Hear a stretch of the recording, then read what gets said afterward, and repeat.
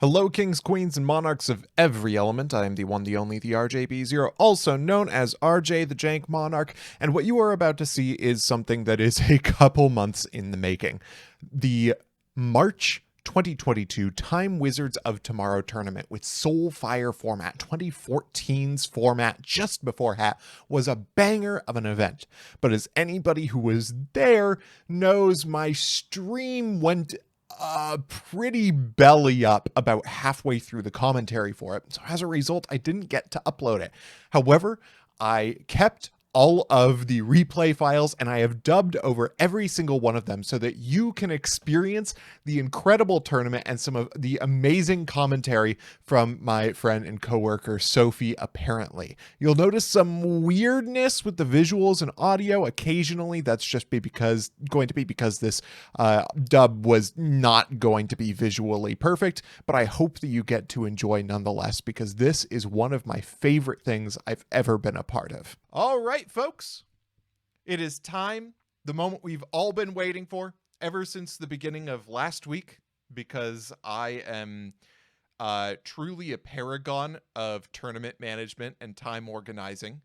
And it is time for us to start doing some commentary of the Soulfire format Time Wizards of Tomorrow tournament. And joining me is the fantastic and funny and talented Sophie, apparently, our reigning champion from February 2022. How you doing, Sophie?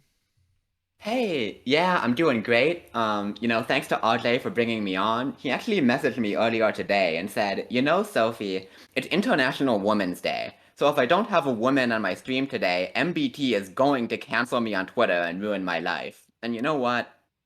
I'm just here to do a solid for my boy RJ and, keep you from that terrible fate.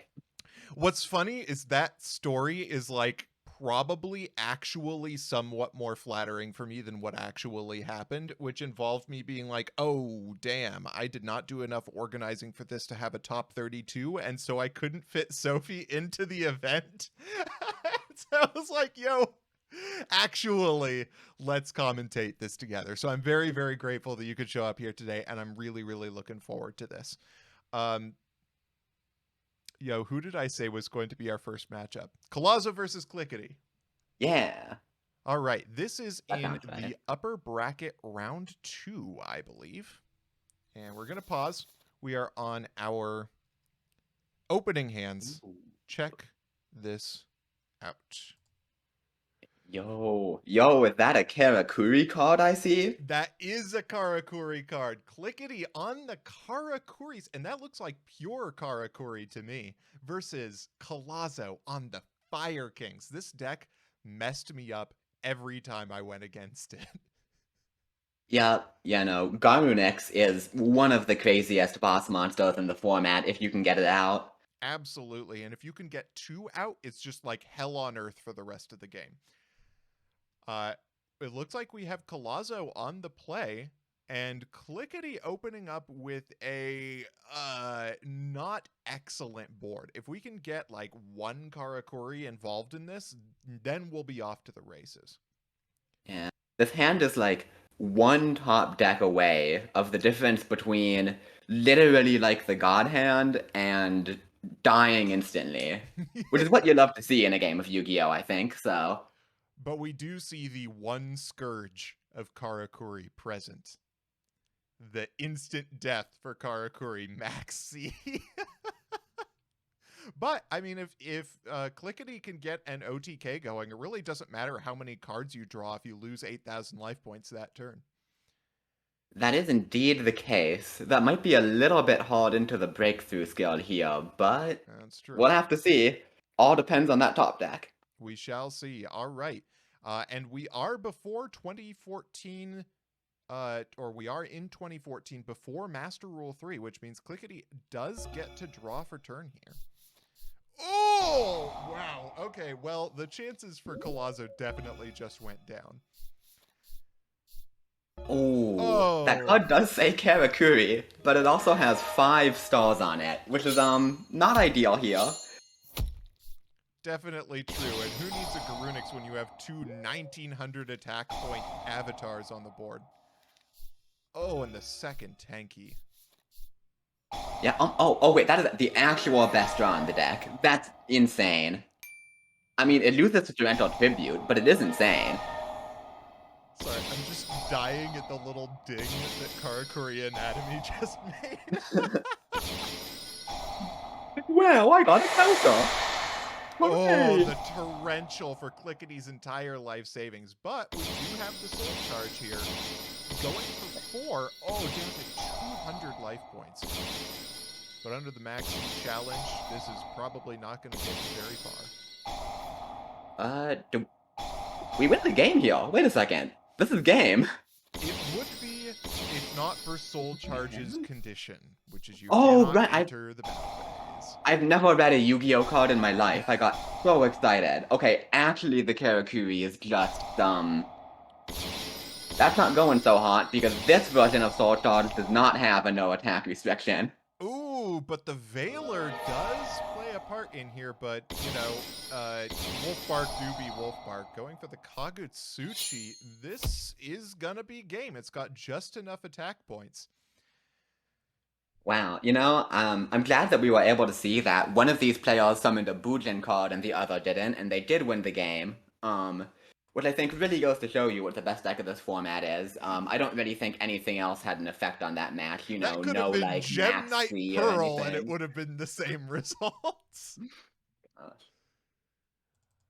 All right, game 2. Let's see if things are looking a little bit better for Clickety. I would say yes. I would say that is significantly better for Clickety.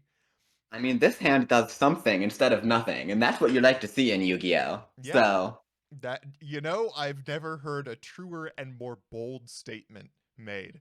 Collazo not in hand trap land at the beginning of this turn, which is probably not boding well for them. Let's see what we got. Oh boy, excellent. That's just what you like to see. Oh, she can summon a copy of herself. alright, and this sets you up for more guys. Okay. Yeah, that's pretty sick. We're gonna get basically a pot of greed here, because Burrito is a soft once per turn on the draw effect. An instant fusion lets us make the third and just draw another card. I mean, why not at this point? And the soul charge off the top with Belgrand on board. This is just a 2022 field, isn't it? It feels like, look at that, we got one deck comboing off, making an unbreakable turn 1 board, they lost to Max C game 1, it literally feels like I'm playing Master Duel right now. Although I gotta say, okay, one thing I noticed just a couple plays ago, was that a desynchro for nothing? Wait, I fully did not process that. Wait. Wait a minute. It was a flex. Clickety was like, my board is so unbreakable that I'm just gonna put my burrito back. It's insulting for it to see the sheer crushing that's about to happen. Like, yeah, I don't need that shit. Listen, how are you going to beat my Nanishi? You literally can't beat over the 0 attack 1900 defense monster. Oh, Wow. Jaxel has a good point here, which is that if you put it back with Desynchro, even if you don't have the materials, you can at least use it again next turn to get another draw, which is another draw and another summon, which is not actually that bad now that I think about it. Yeah, that's fair. I guess you want to save it for the next turn, just to like have some resources left there. Okay. Never mind, Clickety is smarter than us. We're just dumb. Yeah, there's a reason why Clickety was playing in this tournament and neither of us was, and it's both the same reason, which is that I screwed up the brackets at the very beginning. Well. Well, going all the way to game 3 in the very first match of the day, we love to see that. Love to see full 3-game matches. And ooh, this one looking pretty tight. 2 really phenomenal hands out of both players here. Yeah, this is... I'm assuming Collazo's going first, but yeah, this is a wrapped setup. They have basically everything they could ever want, and Clickety has actually opened playable again. We have a game here. We do, although Fire King's going first is never good for a Karakuri player. Ah yes, the classic set 3 pass move, which is probably going to do it. Ooh, Yeah, turns out Torrential Tribute's a good Yu-Gi-Oh card. yeah. Fortunately for Clickety, Collazo can't really put up more interaction on Yeah, the one thing we haven't seen come down yet this match is the, what's it called? The Garu next that we were talking about earlier. But, okay, Exciton Knight is interesting. Kind of getting screwed over by his own tankies here on Collazo's side. for sure. I guess we're banking right now on Clickety being able to put out such a gigantic board that it becomes relevant in the battle phase, but I feel like as Clickety, you just go into Felgrand and you stop your plays at that point. Yo, desynchro. It's back! Oh, it's back. They're doing it This time again. It got the materials back. This... What? Oh, we go into the Felgrand to have exactly the same number of cards on board. Very funny. My god. Okay, life points evening out a little bit. Wolfbark can come down here, or Bear going straight for battle. That was a good one, but unfortunately for Collazo, the Karakuri has changed our battle position when attacked, which means Bear does not get to inflict battle damage and is not going to get its effect to set from deck here, which is not great. And from Clickety, we're seeing the hot new tech for Karakuri, the Iron Call, coming in clutch here. This is a card that just came out, I believe, in the most recent Hidden Arsenal during this format, and it does make Karakuri's extension much better, and it does it. Just the Iron Call top deck really puts them on the clock to get rid of that. Yeah. Wow, that was a wild one. The Fire King deck has an incredibly powerful grind game, and has enough control stuff that it can often shut down fast-out combo decks like this one. But one of the big issues with the deck is that if your opponent is able to get through your traps and start making a big board, without exactly Garunix, it's hard to come back from that. For sure, yeah. And even though the individual cards for Collazo were more powerful, Clickety just found the combo materials and duplicates, enough extension to just be able to get through all that. Well, turns out the only thing that can beat a deck running bootling cards, apparently, is activating Desynchro. It's true, Desynchro really coming in clutch, especially the hot tech with Desynchro, which is getting your materials back. Yup. So our next matchup, let me make sure that we have this one. We are looking for Heroe versus Cannon King, which it does look like we There have. it is. Sweet. All right. So a couple of really interesting decks we're looking at here. Yo! Decks I would not have expected to start off here. I mean, the first one, it really could just be any deck. This could be wind-ups, and this opening hand would look the same. Yeah. But on the other side, we have Go-Go-Go's. Go-Go-Go. Rank Dude, 4 Turbo. You know, I'm gonna try to be like, you know, a nice unbiased commentator, you know. Because both players here, I'm sure, are playing cool decks, are gonna do interesting stuff, but I gotta admit, I'm on Cannon King's side here. I own 40 copies of Go-Go-Go Golem. I love this card. And I really just want to see my boy win some games. Well, I have the feeling we will see at least some before this day is over. And then we've got Hiroi Oscara, who just opened with your opponent is not allowed to play Yu-Gi-Oh! And let's see if they get even more of that. Yes. Oh! Hiroi Oscara is a chain beat! Yes! Oh. Alright, this match is sick. Oh, rip. The nombo between Ryo and Duality. Yeah, you don't love to see that. Shout out to my boy Go-Go-Go Golem. Cannot be destroyed by battle once per turn while in defense position. Pretty busted, I'd say. Oh, and look at that chain! Wait, what is going on? What is going on? Literally every card in these players' decks just got activated in that one chain. And somehow Thunderbird didn't get banished at the end of all of it? Yeah, I don't know what's happening, but somehow there's a Thunderbolt bird on the field, and there's not a Go-Go-Go Golem on the field. Well, now there is, and now there isn't. Okay, Chain Beat in a really strong position. This is exactly where they like to be. Yeah, okay, looks like Cannon King's at least getting to try to play the game. Are they going to be able to actually do it through all the back row? I mean, looks like they're not even going to get to do it through the Ryo yet. And, Oh, ooh. the double hit off of bottomless. Huh. And Duality finally coming down from the hand. My time has come, it says. And it has. Alright, you know, I don't like calling games unwinnable, but if there is such a thing as an unwinnable game, it's kind of this one for Cannon King. Once Chain Beat gets control of the game, it is so unbelievably hard to get back into it. Absolutely. This game, the thorns on Black Garden really show off the stranglehold that a Chain Beat deck can get if it's allowed to have any amount of card advantage, and it is just insurmountable for Cannon King, and Hiroi Oscura takes it. And that was a, you know what? Not a great look for my boy Go-Go-Go, but I believe in him to run it back next game. Right? Presumably Cannon King is going to be going first, which is a big deal against the trap deck. So, I'm hopeful. I'm hopeful we're getting some more games here. We've got a chance.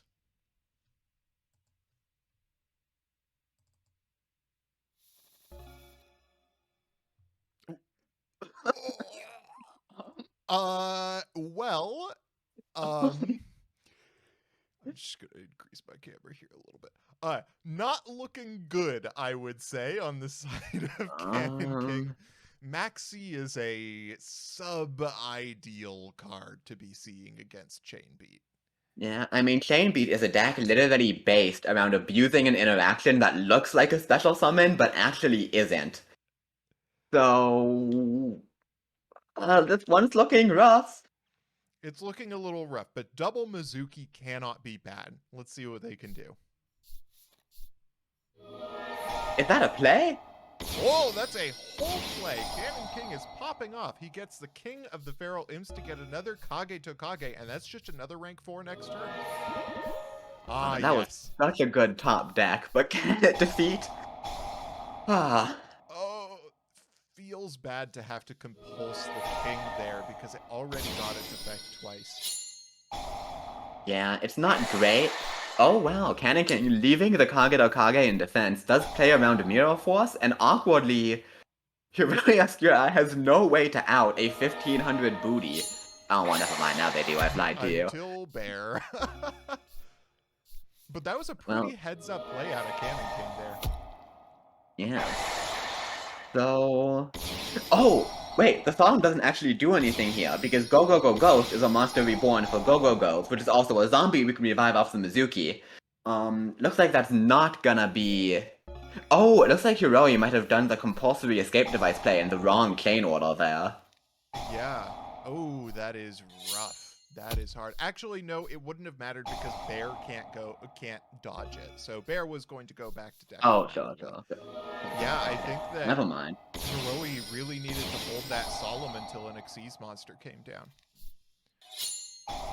Yeah, and it looks like they might be getting punished for it. Even with the two Maxis essentially not being cards in the hand here, Cannon King is still in a great position. Second Mizuki can just do the Go Go Go Ghost play again. Looks like they're gonna be drawing some cards here. I just noticed they found the third Maxi. Yes. That's not great, but it seems to be working anyway. Making it through. Onomatopoeia comes down. Really, what Cannon King's showing off here is the fact that this deck gets multiple cards out of every card it plays. It's like gadgets that don't need extra stuff to make Xyz monsters. Wait, we can max see the Black Garden token. Black Garden. We found the play. Oh, that's 10 head out of Cannon King. Wait, what are we... It is like they're not drawing, though, does it? I'm not going to even pretend to know how that card works with Black Garden, but apparently not the way Cannon King wants. Apparently, there were a lot of instances we found in which Black Garden bugged really badly. Interesting. Well, a little unfortunate, but that's what you deal with on EDO Pro. I ran into that a little bit in the last tournament, because apparently Mind Crush doesn't show you your opponent's hand, even on old rules in EDO Pro, but bugs aside, looks like Cannon King is going to take that one in pretty convincing fashion. Yeah, that was a heck of a showing from the deck. Look at that, 9 cards after opening with Mizuki, Maxi in the hand. What a truly incredible comeback from Cannon King. Yeah, one Kage Kage making all the difference. Just some proactive way to put the Mizuki in the graveyard is just enough for this deck to pop off. Okay. Well, we have a game 3 on our hands. We do. 2 matches, 2 game 3s. This is what I like to see as a commentator. RJ does pay me by the minute to do this, so I'm really happy if this goes longer.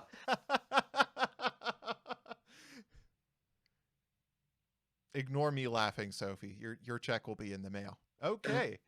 Our last game is looking to be a weird one from both players. Yeah, huh. Almost looks like Hiroi Asura has somehow managed to find a way to teleport Sky Strikers into the year 2014 with how this hand is looking. This is gonna depend a lot on what those draws find. For sure, Hiroi Asura's deck is going to be significantly smaller by the end of this turn. Let's see what comes out of it. Another spell! Fantastic. Alright, well, we have 2 Black Gardens. You love to see that. Hey, we found a monster. Crucial in this deck. Oh no, we found another found monster. A monster. Oh no, we found we another found monster. a monster, baby. Oh, Let's go. Too soon. Trying for the Maxi interaction again, and it does not work because there isn't a monster on the field for Black Garden to have. I'm not sure that's how that interaction is supposed to work, but at this point, who really knows how Black Garden's supposed to work? Nobody, I think. Go Golem's effect coming up once again. Arguably the most broken card in Yu-Gi-Oh! I would have to say. Effectively starting out here, again, the 1400 attack on this rabbit has been so awkward for Hiroi this match. Oh, and here comes the Grand Mole, though, breaking the board for Hiroi Asura. Yeah, feel free to ignore what I just said. I guess stats don't matter when you have a little drilly friend. Indeed. Oh, the trap stun is going to be real here. Although, trap stunning and then summoning Trap Tricks Merbelia does not instill a lot of confidence in me. The Kage no Kage coming in is really going to help out. Oh! And the thickest Exciton Knight hitting the board here. Oh man, that's crazy. Black Garden filling up Hiroi's board with tokens means there's no way for them to play around the Exciton Knight. Oh, that was really wow. Yeah, at the end of that, still ends up with the correct monster lineup to be able to break this board. Yeah, and this is the reason, as much as a lot of people like playing Chain Beat, a lot of other people don't like playing against it, because you just cannot get these monsters to stay off of the field. For sure. There they go again. Big BNS Stone Buddies.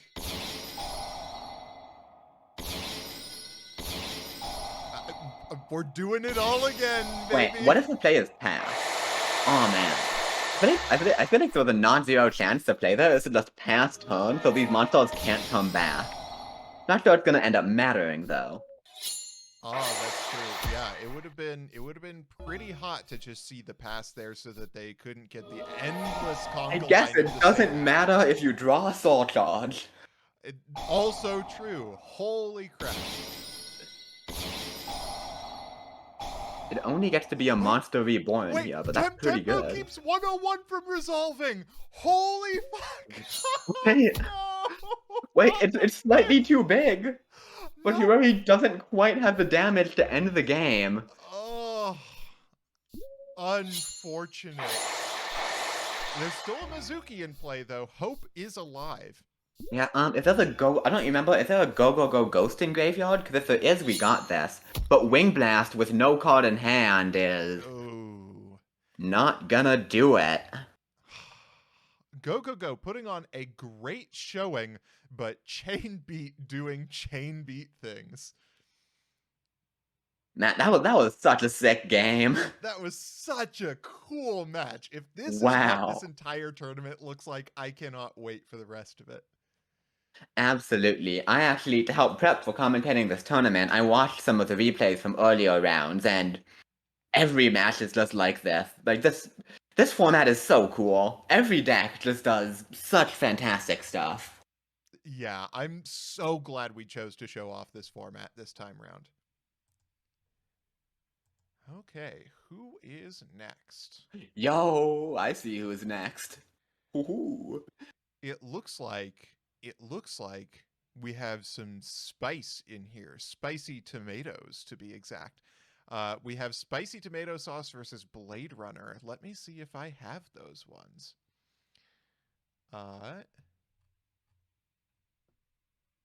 Yep, here we go. Okay.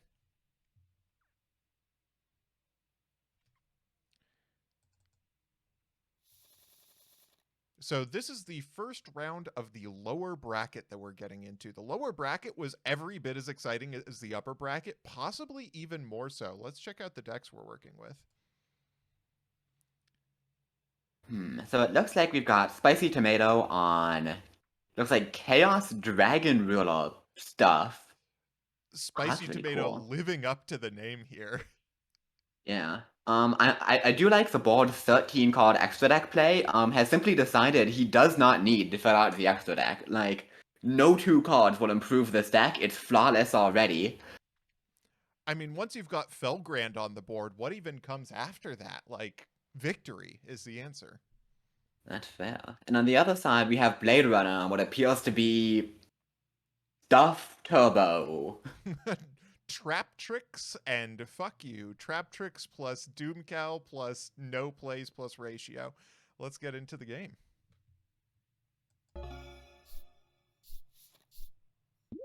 Wow. Spicy Tomato out here out trap tricksing the trap tricks deck on turn 1. Yeah, that going for that classic Dragon Ruler play of set 3 and pass that we all remember so well. And hey, that's our first hand of the day. These cards are unbelievably strong in this format. These cards are nutty, this format, and they turn every control deck into a combo deck. And I love the chained Book of Moon. You flipped up the ice hand and flipped it right back down. Hey, that saves 1,400 life points. That's something for sure. Yeah, and it allows Blade Runner to threaten the Doomcal, which would out this ice hand here, were it not for the Mirror Force. Yeah, that is gonna be a big one. And yo, that a monster gate I see. That is some real spice. Though, unfortunately, Spicy Tomato does not have a light monster engraved to banish off the Black Dragon to get that Monster Gate play going. Yeah, and that's the unfortunate reality of this deck. I actually watched one of Tomato's matches earlier in the tournament, and this deck is incredibly explosive when it goes off, but the awkward part is that you need a bunch of different attributes to do things, you need setup, and sometimes you do just brick and end up sitting there for a while. Absolutely. And that's what we're seeing here. You basically need something that lets you go off, and oh, Chaos Sorcerer was not what you wanted to draw here. Yeah, the Dimensional Prison hitting the Ice Hand just ended up being absolutely brutal, stranding this Monster Gate that could have otherwise gotten Tomato into some plays. They need to find something now or just die to this Utopia. Okay, we have a title. It's going into battle phase, but against the Utopia, that's not going to accomplish anything, and the title will be right back in hand at the end of the turn. Oh man, and Blade Runner even drawing the Banisher of the Radiance, just in case you thought things couldn't get any worse for Tomato here. If that comes down... Is that a Oh. Destiny Hero Malicious that just went to grave? That sure is a Destiny Hero Malicious, and that's a Destiny Hero Malicious for sure. They realize this is Soulfire format, not Edison, right? Yeah, unfortunately, poor little Malicious does not have enough defense points, doesn't quite have the booty of a go-go-go golem, and is not going to be able to do enough to keep Tomato alive here. Yeah, but really, really and truly living up to the name here, Spicy Tomato. Let's see if the spice can come back for game two. No, Tomato in chat saying he forgot to put in stuff like Soul Charge. That's Oh, a little unfortunate. yeah, there is a very good reason why this format is named Soulfire. It is uh, pretty crucial to a combo deck to have that Soul Charge deck going, or that Soul Charge in the deck. Uh, let's check out what happens game two. Opening up, we have an abundance of hands this time around. Hands in everyone's hands. Man, like, yeah, Tomato, I like holding hands as much as the next guy, but this feels a little bit excessive. Um, For sure. Managing to find 3 hands in a 50-card deck is pretty unlucky, but also hands are insanely strong, so maybe it'll be good enough. Yeah, I feel like even if you have multiple hands, probably one hand is good enough. And oh, the Mally. No real way to put that in the graveyard, but a hand and a back row is probably good enough for now. Ooh, Blade Runner, I'm pretty smart not attacking to play around the hands here, which will allow them to punish it, but little do they know, Tomato's got so many more where those came from. But none of it will match up compared to the soul. I'm loving the soul charge with three hands in hand from Blade Runner here. Just like we're all getting beaten by soul charge this game. Man, I've heard about throwing hands, but this is ridiculous. Both players just getting all of the hands they can possibly find, and Blade Runner backing them up with some floodgates that are gonna make it so hard for this deck to do anything. Oh, and brilliantly using the Pot of Duality to turn off their own vanity's emptiness here. I'm not sure it was going to make the difference, but it's one of the really cool plays available in this format. Yep, and that lets them go into a bear and clear the way for a direct attack to get even more advantage. We need a good draw out of Tomato here to actually get back into this game, and that's not gonna do it. They do have a little bit of time, because the stun deck from Blade Runner doesn't kill particularly fast. But they need to find something here soon for Tomato, or this game's over next turn. Down comes the Kagutsuchi to add some more inevitability to the field, and Spicy Tomato with double Mally, an unsummonable Collapse Serpent, an unsummonable title, and an MST concedes the match. Man, yeah, that one was rough. Opening 3 hands in what wants to be a combo deck, and then drawing Mally, Collapse Serpent with no lights. That is not what you want to see, but unfortunately that's just the reality of these dragon combo decks like this. Sometimes you don't draw the right stuff. For sure. Lost to Divine Intervention. Unfortunate, we pour one out for Spicy Tomato Sauce and the Spice. And Blade Runner, with the extremely consistent Trap Tricks deck, managed to pull it through despite having triple hands with Soul Drain on the board. Yep, that's not what you want to see, but it turns out if both players are bricking at each other, the one who bricked but also drew a floodgate is gonna win that one. Yep. Okay, and that is that for that one. And we have a match I'm really looking forward to this time round. Two veterans of the Discord, two fantastic players. Golden Nova Yu-Gi-Oh! Versus Kalti is our next one. I am excited for this one. Ooh, Oh, ooh, and the hands. ooh. Sophie, my promise is not coming true this game. Oh boy, that's a Boojin hand if I ever saw a Boojin hand. And here we have Fire Kings actually being able to set up the beginnings of this play. A Yaksha plus Barong means you can get Onslaught into play if you want to. Yeah, this is a pretty strong hand, it looks like, from Kalti, and Golden Nova is has a hand that is fantastic if he finds exactly a Yamato off the top. But right now, having no monsters isn't great, and even though there is a Kaiser Coliseum, Kaiser going second is much weaker than Kaiser going first. So we'll have to see if Definitely. that's going to make the difference here. And it's probably not terribly well positioned against Fire Kings exactly, because I mean, all you need is one gigantic asshole as Fire Kings, and you're in play. Yeah, gonna have to see how things go. Just like our first match, this is gonna depend a lot on the top deck from Golden Nova. Our hands today have just not been about variety, Yeah. and there it Yo, there's is, the boy! the My legendary son! Yamato pass. No, my son! But he He's been has been slain! warninged. Yep. Oh, Well, looks no like... Yamato pass for Golden Nova. No, and that does put him in a pretty bad spot. Dark Hole against Fire Kings. Not as good as Dark Hole against most other decks, it turns out. And the same goes for Mirror Force, which Golden Nova is going to be forced to activate against a full field of Fire Kings, and then the Yaksha comes down to deal damage anyway. Okay, finding a Turtle off the top is at least a monster for Nova, but all of these Fire Kings are floating, and Turtle not being a Beast Warrior means that Golden Nova still doesn't really have access to plays, especially with the Kaiser Coliseum immediately turned off. And Kalti hitting him with the Tempo Compulse. We have a huge chain link going off. Fiendish Chain gets hit with the Circle, gets hit with the Forbidden Lance, and the full result is that Golden Nova just takes the full 1800 anyway. Yeah, but does not allow the Onslaught to go through, which is something at least that would have let Kalti pop the Garu next. But that's gonna happen a turn later anyway, and it won't even matter. We still don't get to see the big bird get summoned, but that's game for Kalti anyway. Absolutely. And, Summon Yamato did not work out this time around. Yeah, it turns out when your opponent gets to say, no, actually, you didn't summon Yamato. It's a little bit less good, for sure.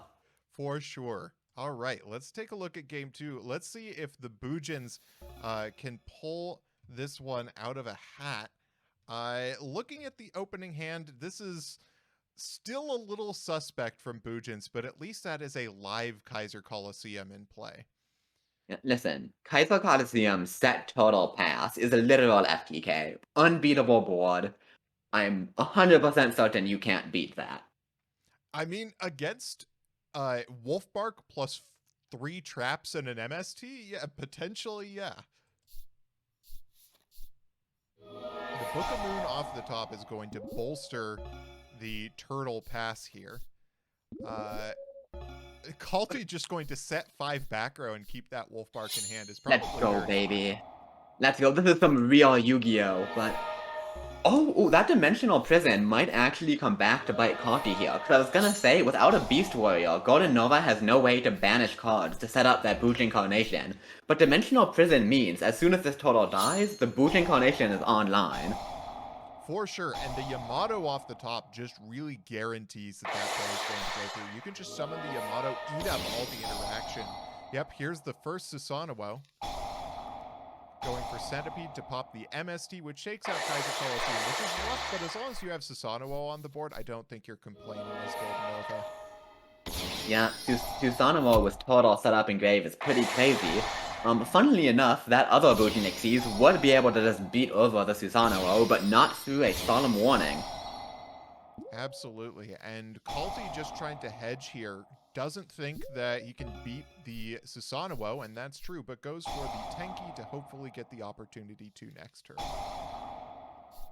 Yeah, and Imperial Iron Wall is a hot response here. yeah, that completely shuts off all the protection Golden Nova has. The one thing Kalti needs to be scared of is a potential Crane in hand, but with Bear coming down to pop Susanoo, that's not even a concern. But Golden Nova has no monsters now, and I spy Danny Progression Playoff signature card in hand there. The Bujin Carnation that every Bujin player always has comes down, gets the Susanoo, which gets the Crane, which is probably more than enough to get you back into the game. Yeah. Ooh, especially with Mind Crush coming down to take out one of the monsters, limiting what Kalti can do even more. Looks like they don't have the second bear to go into. That is unfortunate. The Susanoo is going to stick, and that is gonna make things real hard for Kalti. Oh yeah, with the Kazushi coming as well, this is just going to be a massive amount of damage every turn. I'm a little curious about not tankying for the second Yaksha here. Yeah, I don't know. I guess you do need to deal with the Kaiser at some point, but... I don't know.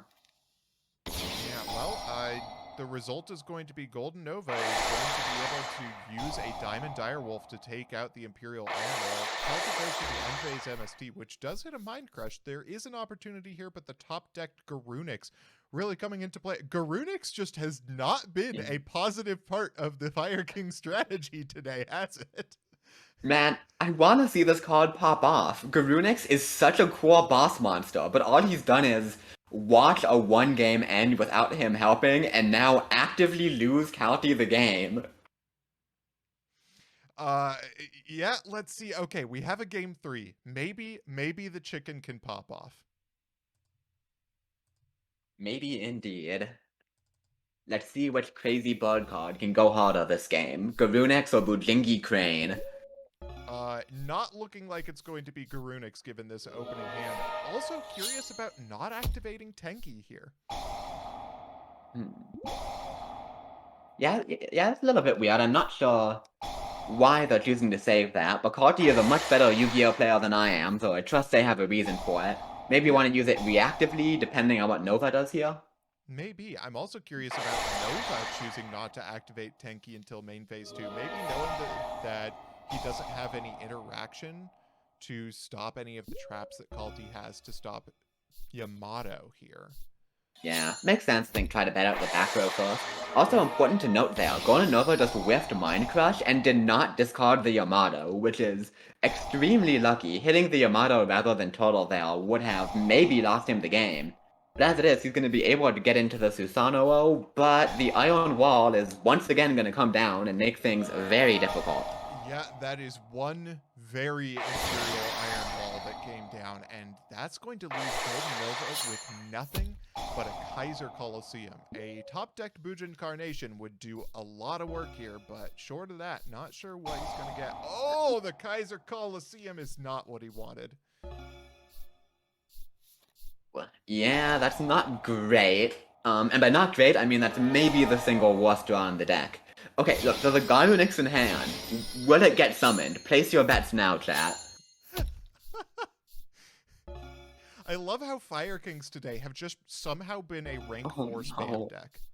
Oh, the Forbidden Lance from Golden Nova is just utterly disappointing.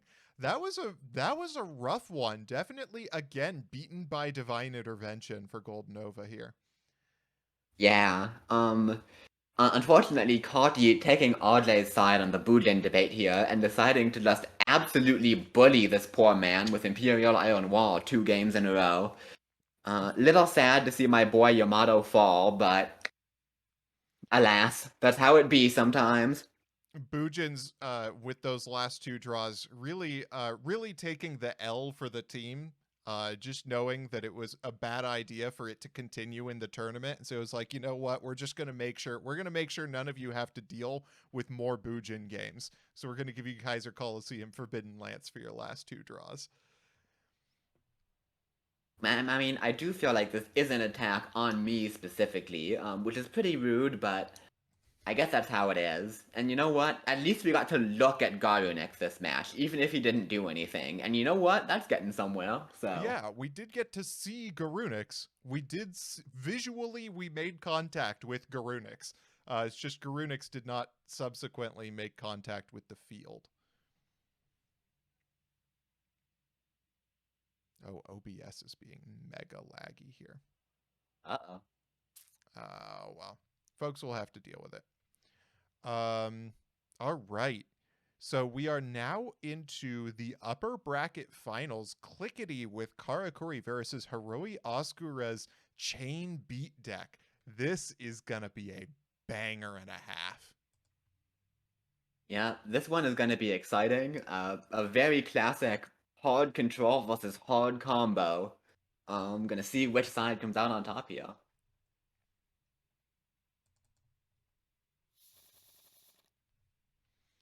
Okay, looking at opening hands, ooh, not ideal for Clickety, and just about as ideal as possible for Hiroi Oscura. Yeah, similar to the double maxi in Heroius Obscura's last match, Effect Veiler is literally a blank card in this matchup. It simply does not do a single thing. Yeah, there's like a world where Clickety has some form of interaction on Hiroi Asukura's turn, which can then force the Thunderbird activation, which can then be stopped with Valor. But this is a Karakuri matchup. Interaction on your opponent's turn just isn't in your vocabulary as a Karakuri player. And B, there are just so many tools that Hiroi Asukura has to just fight off anything Clickety can put on the board. Yeah, this one's definitely looking chain beat favored, but I guess we'll see if Clickety can play their way out of that. Oh, and the dark hole off the top just really guarantees that nothing's going to stick.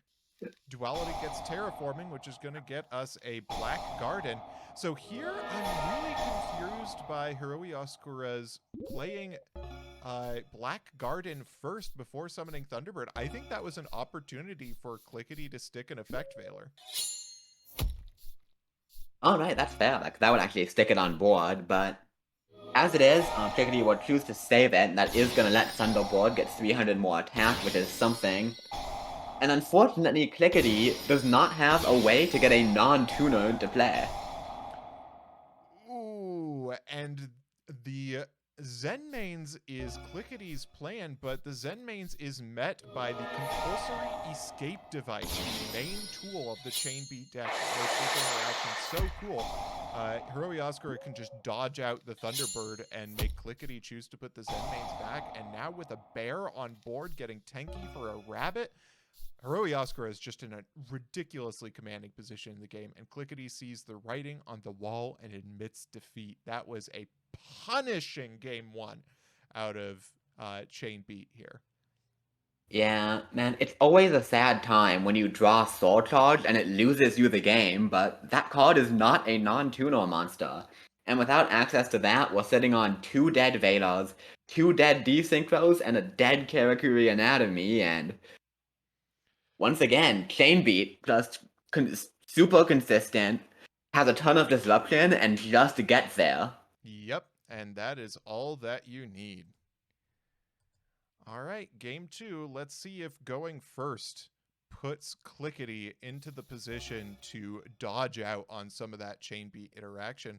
Looking at the opening hands, this is looking very promising for Clickety.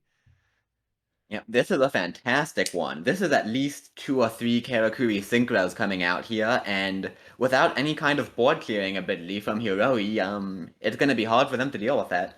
And this is the major weakness that Chain Beat has. Without a Mirror Force or a Dark Hole, there's really no way to deal with monsters with big attack that have already been placed on the board. With Black Garden hitting the board first, it takes an obelisk to get over an Evil Swarm Thunderbird, but with Black Garden hitting the board second, it doesn't take that much. Oh, and just the best draw in your deck off the top. The Kamachi getting the extra normal summon goes for instant fusion. We get a Buredo, we get another Kamachi, we get the quick to go into Bure. Bure changes the battle position of the new guy on the board, and Buredo gets the draw, which is a soul charge. Is the draw off of Buredo, which brings back enough material for a second Buredo, which brings out material for an Aturia Beast Felgrand. This is a hell of a board for Clickety. Now that is a situation in which you are very happy to top deck Soul Charge. This is this is a board that would beat a lot of decks in 2022. I do not know what this Chain Beat deck is gonna do against this. It looks like what they're gonna do is get killed. They're going to lose is what's going to happen. The Stardust Dragon comes back, and I'm sure Hiroi Asukura is just, going through the death throes of a Chain Beat deck facing down Stardust Dragon, Naturia Beast, Felgrand. Holy crap. Yeah, I don't think there's even... Yeah, I don't think there's even a possible out to this. Ryo, again, so many cards that would have completely shut this board down going first, but going second, what do you even do against this? Yeah, for real. This was a rough one. This is what Karakuri does with any kind of room to play. Yep, and man, am I happy we get to see it pop off. I love Karakuri. This deck is so cool. It's really freaking sick, and it is so cool that we got to see it really play to its strengths in this tournament. Game 3, we're looking at a very Game 1-esque hand for Hurley Oscara. The Pot of Duality, 3 traps, and a bear is just about as good as you can start off with, versus Clickety, who also has a very strong opening hand. Yep, Clickety opening a good hand, which we love to see. I think they've bricked game one, both matches we've watched of those so far, which is a bit unfortunate. But unfortunately, I just don't know if one MST and one extra extender is gonna be enough to play through all the back row hero he has here. Well, we shall see. Drawing the MSC probably isn't going to help. Let's see what Duality gets us. Double tanky emptiness. Interesting taking the tanky and not the emptiness in this matchup when you have Bear, which is probably going to be the biggest guy on the board at any given time. Yeah, I can still see it, because you already have so much back row, you might as well just get one of your guys who tag out into play. And it's gonna pay off right now, as having the rabbit will let them compulsory escape device, which is gonna turn off a lot of what Clickety can do. That's true, but Clickety now has free reign over the board without any main phase interaction, but the Mirror Force, such a huge punish here. Yup, Clickety, for the third game in a row, top decking a sword charge here means they do have the best possible follow-up for next turn. But again, playing through 3 back row, will it be enough? It looks like it would be were it not for the torrential that Hiroi Oscar had top decked last turn. Ah. Oh, which just does it. Man, you don't have to have a dude bigger than 1400 when your opponent never has any monsters on the board. Yup, yeah. The level 5 Karakuri stuck in hand again means this Ion Call is dead, Clickety has no more ways to play monsters, and that is gonna be it. Yeah, and Man, with that, that 5 Hiroi pass was Oscar, good. it set 5 pass really did some work here. And Hiroi Oscar cemented his place in the grand finals of this tournament. Let's check out what happens in the lower bracket.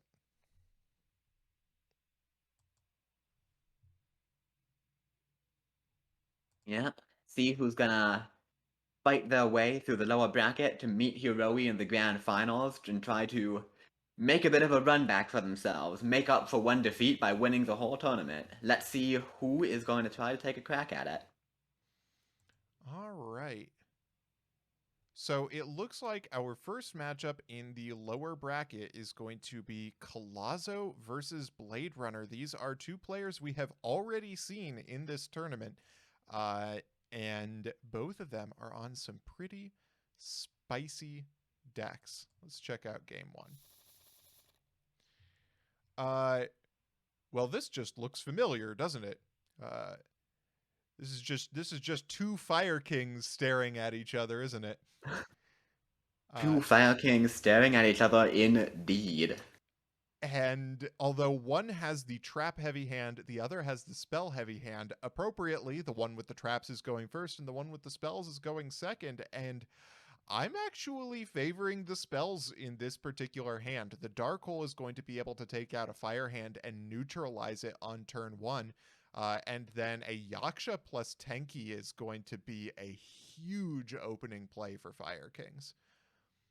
Yeah, especially with Blade Runner opening a wiretap, which is normally a very strong card against lower decks like this, but Collazo not drawing any traps is gonna pay off here, making that just a completely dead card. For sure. And this is Fire Kings. Most of your interaction as Fire Kings isn't in the form of traps. It's in the form of spell cards that destroy your own stuff to activate dudes Yeah. that destroy your opponent's stuff. But all that said, Blade Runner is going first, and setting 3 going first is always a good play.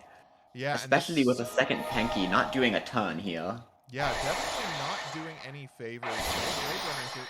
And Collazo gets to resolve the Fire Hand because Blade Runner goes into Bear in the starting turn and is forced to use the Dark Hole to neutralize Ice Hand. Collazo gets the Myrmelio and is really off to the races.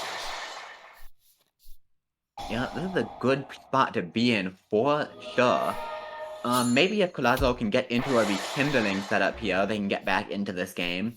Even now, funnily enough, it's kind of awkward to out this Yaksha. It's like a little big, but oh, never mind, it's not awkward at all. Firehand is a Yu-Gi-Oh card. It is, but Yaksha does get to destroy the Barong, which will get us to an Wait, onslaught. is it Is happening? Garunix going to Is be it summoned? happening? We are going to summon the Yo! Garunix! The boy is here! The chicken. Let's go. Collazo, it doesn't matter if you win this game or not, you are the champion in our hearts. Finally summoning the Garunix, and following it up with 2 additional Xyz monsters, which both meet unfortunate fate to Blade Runner's back row. Doing everything we can to stop that Ice Hand from resolving, and yet it does and still accomplishes nothing. Collazo definitely down on card advantage, but the card you do have is Garunix, and that's probably good enough. Smashing in the Ice Hand here hilariously does proc Bell's effect to search Tenki, but I don't know how much that matters. One of the big strengths of Fire King is that if you do get into this position, into a simplified game state, Garunix is such a difficult card to beat. Like, when both players are on a few cards, almost nothing outset, and even having the circle to dodge the Silent Honor, which is one of the few cards that does it. For sure, and back comes the Garunix, just piecing out for a single turn to get around the 101, and now is just a gigantic dude on the board. Yeah, this is gonna have to be a pretty insane top deck from Blade Runner, and that is an insane one with the bear. But the difficult thing about this is that popping Garunix doesn't do anything. It does not accomplish anything in this game state. I suppose there was a world where that soul charge would have gotten back for a monster for an Xyz, but you got it off of the duality, which means there are just no plays to make. And Collazo with the Garunix summon taking game 1. I am so happy we get to see Garunix actually show up and win a game. It would have been an absolute shame to go this whole tournament without seeing the big boss come down, but this is why we've been talking about it so much. This is what this card does. If you get it into play, it often just single-handedly wins games. Absolutely. And it's been so exciting to actually see it play. By the way, howdy, Golden Nova. Welcome to the chat. Glad to have you dropping by.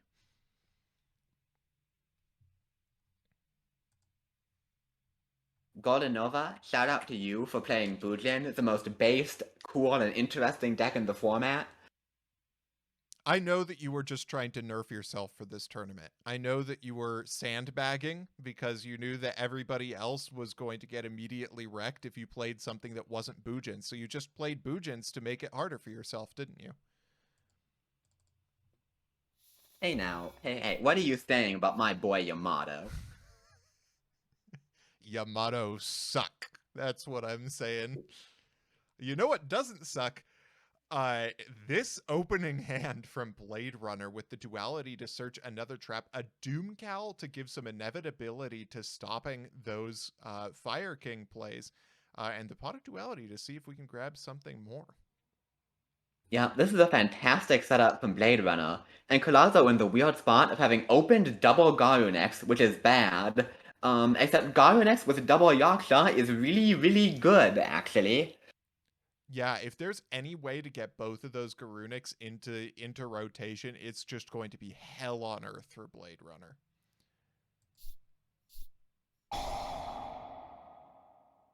Let's see what we find off the duality here. Ooh, that is another trap card, which is pretty much exactly what you want as Blade Runner here. This is a really good spot to be in. For sure. And yeah, you just gotta set the Yaksha here, which is going to out the Doomcal, but, you know, after that, you get a whole opportunity to do something, which Collazo doesn't, which makes sense because all your cards are reactive here.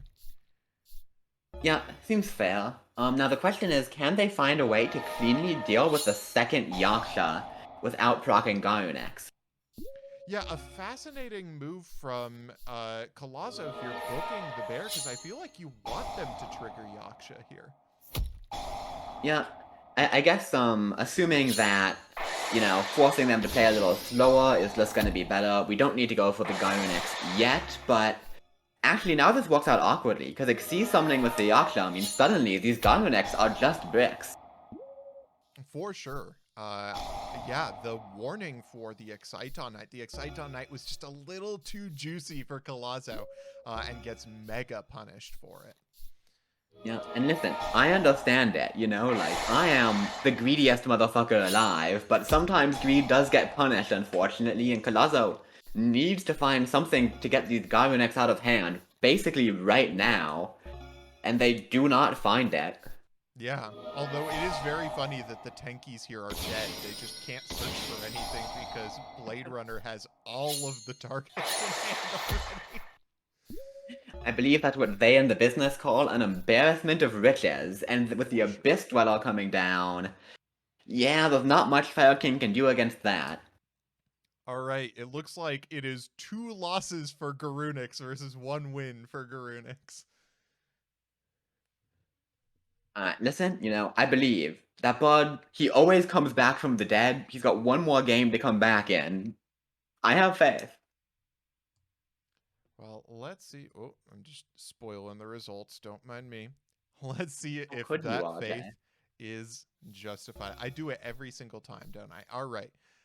Opening hands. It's looking like we do have Yaksha Garunix for Collazo. We have a Yaksha Garunix with a pretty sizable follow-up to it with both Dark Hole, the breakthrough skill to stop some plays, and some MST, which would deal with Tenki here, versus Blade Runner, who opened with a lot of reactiveness. Just a lot of reactiveness. Yep.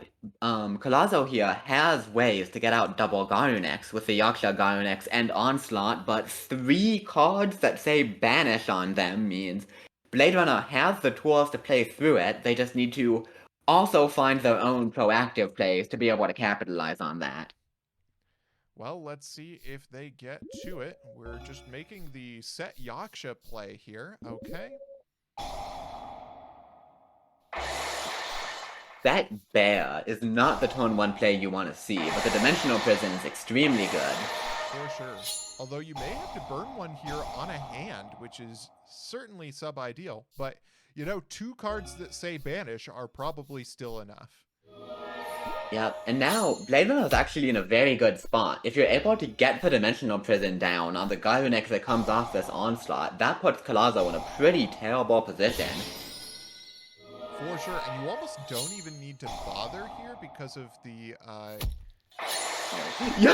Oh! That was so smart! That was so cool!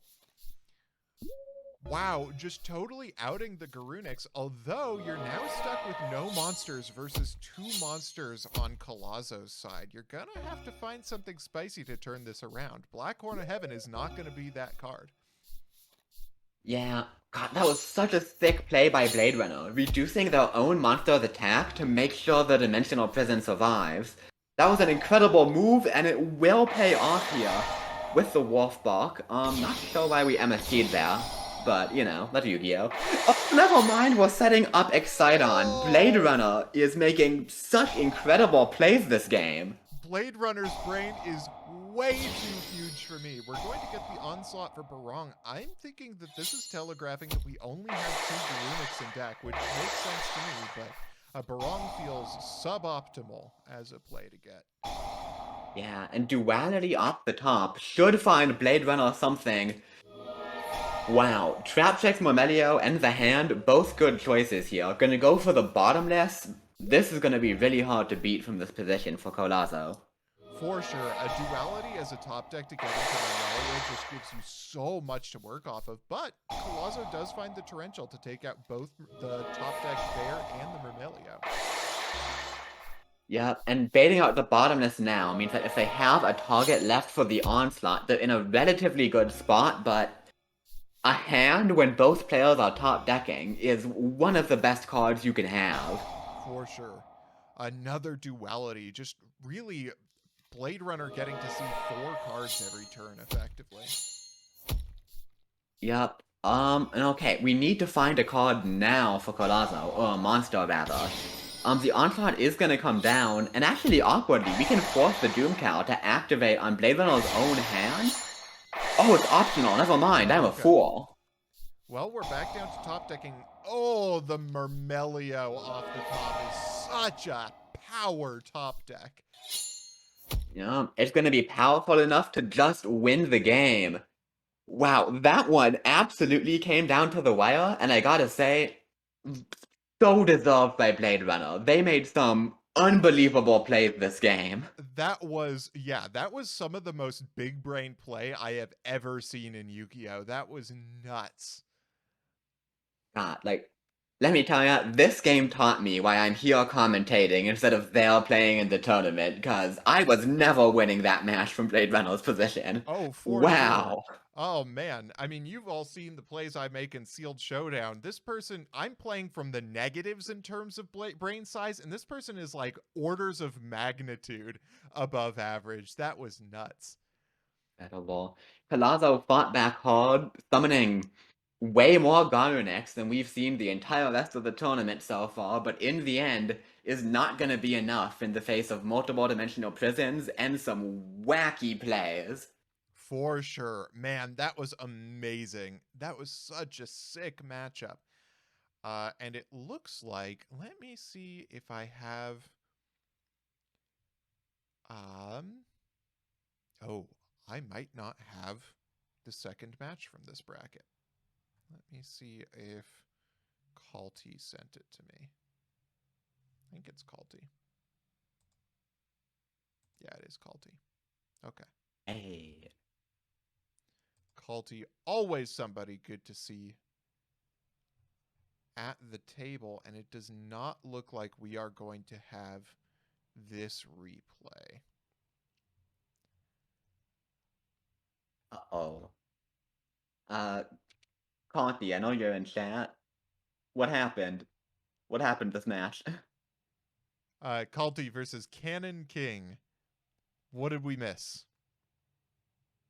Oh, we actually do have it. I have it from Oh, we Cannon do? King's perspective. Okay. Haha.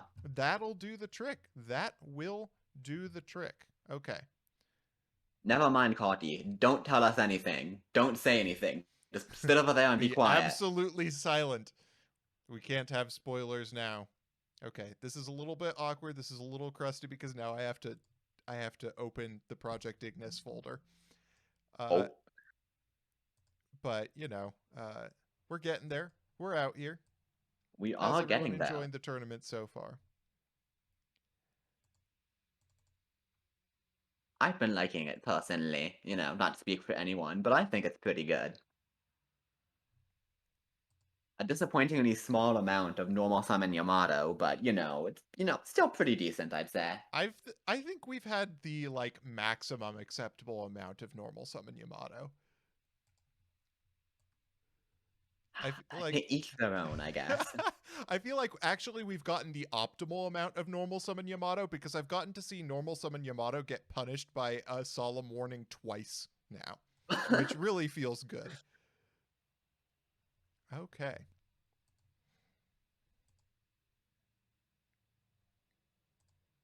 Just gonna open Edo Pro right back up.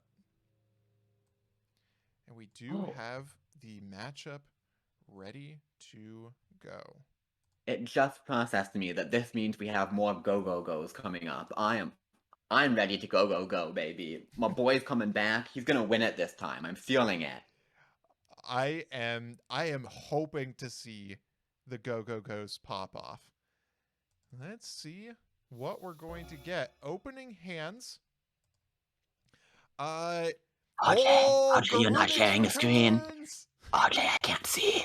Why can't you see? You stopped sharing your screen when you closed GTO Pro the first time. Oh, because it was specific to the program. Yeah. Na na na na na. Na, na, na, na, na. Hey, we figured it out. Okay, we're back. All right. Good, because I don't think I could have stood the psychic damage of me humming the me theme any longer. Okay, looking at this opening hand, we do have the boy returning. Garunix is It's back in the him. hand. The boy, the guy, the man. Do need a way to summon it, but Yasha's a beast warrior, right? So we do just get there.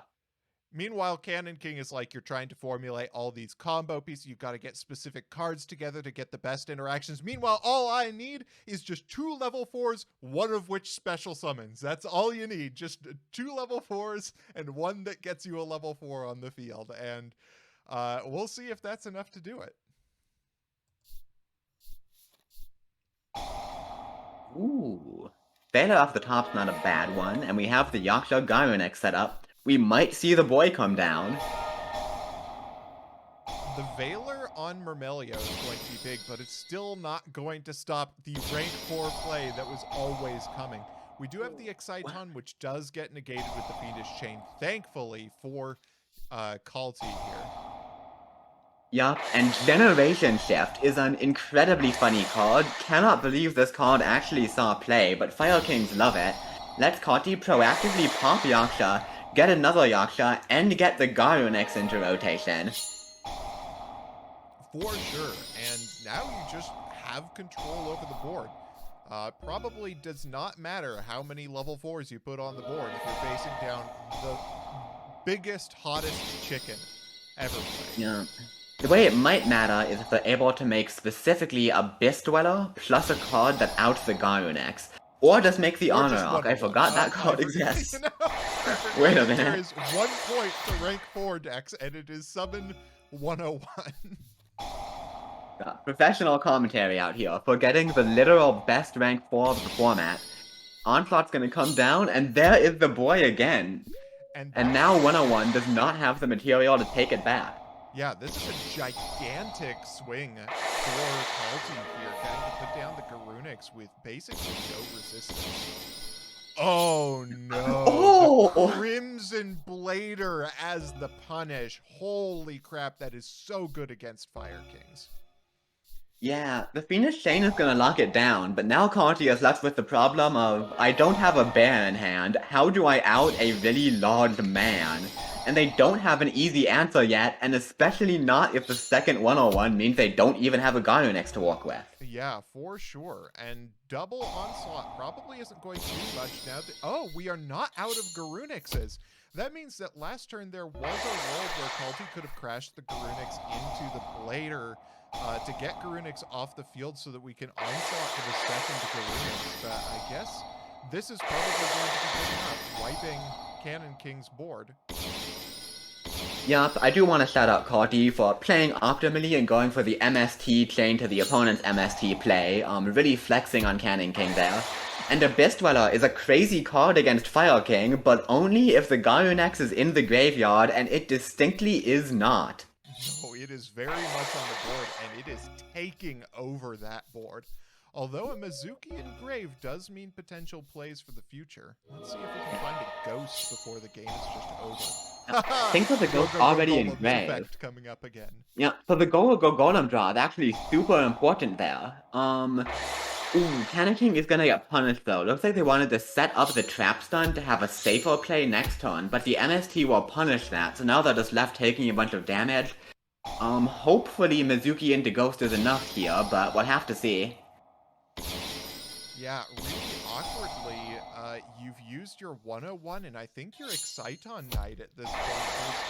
There's not really much you can do in the way of clearing the board, and Yaksha proccing Garunix is probably just going to be good here. Yeah, again, I think it's the third MST from Kalti coming in very clutch. That Trap Trap Hole would out the Gyronex, but not if it's not on the field. Absolutely. Wow. And MST is really crucial for this matchup, just specifically because of all the things that say banish that are in this format, but need specific triggers in order to work.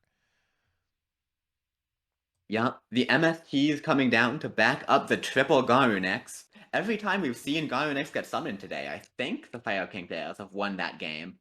Oh, for sure. Such a crazy card. But, God, as much as I love the big bird, I need you to do this, Cannon King. I need my boy Go to do some cool stuff here.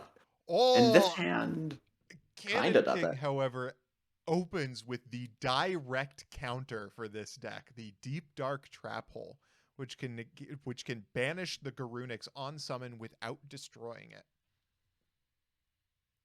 Yup, we have two cards that banish against a hand that doesn't make multiple Garunex, which puts Cannon King in a good position rather to shut down Kalti's big plays, but not with a lot of ways to make plays of their own.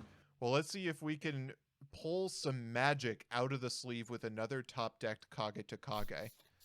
It's not going to be it with the MST. We're just going to set 2 pass. Yep, makes sense. Saving the Mizuki next turn to make a rank 4 with the Dododo Buster. It has a Cyber Dragon summon condition where it becomes a level 4 on summon, so... Yep, and even gonna choose to just attack first to play around any back row. This... Okay, makes sense. Gonna play slow into 3 sets. Oh, and this forces the Garunix play, which is excellent for Cannon King with Deep Dark Trap Hole in play. An MST on the Tenki even. Man, imagine having a Rhoda that MST actually negates. That's not going to be great for Kalti, especially because we can go into a rank 4 here, or maybe we don't even need to. I mean, how do you beat 2 1900 guys? Dark Hole is how you beat 2 1900 guys, but how do you beat Dark Hole? Soul Charge, which has just been waiting there. Interesting not going for it here. Perhaps conserving resources to get that Mizuki into the grave with Wing Blast in play. Yeah, and I think Cannon King did see the Onslaught get searched by Theron, so I can definitely see not wanting to Soul Charge when you don't have a battle phase to kill them that turn. They will go for the Soul Charge next turn though, deciding they can't save it any longer, but that does turn on the Onslaught. That said, DD Crow is going to help out a lot here to stop an Xyz play. I get no feeling like Garunix is really gonna bring it on home here. Yeah, this needs to be an incredible top deck. Oh, I forgot about the debunk! Holy shit! What a powerful card in this matchup. And Phoenixes aren't even real, says Cannon King. You're making stuff up and I'm gonna debunk your claims right now. That puts Cannon King in an incredible position here. Wolfbark is one of the few cards in the Fire King deck that doesn't float, meaning Cannon King is in such a commanding position here, especially with multiple one-card rank 4s coming up now the next couple turns. Yeah, and we're getting to see one of the cards I really love for this deck exactly being showed off. Masked Chameleon, an extremely powerful level 4 tuner that never saw meta play. Because it can summon a 0 defense point monster from your graveyard, which is fantastic for making pretty much exactly what Cannon King put on the board here, which was the Stardust Spark Dragon, which forced the Fiendish Chain, and that was Kalti's last defense. Wow, that was such a sick one. Let's go, boys, because we're going to game 3 here. Barely managing to survive on Cannon King's side, but just found enough of the outs to Garunex to get there. What a frickin' match.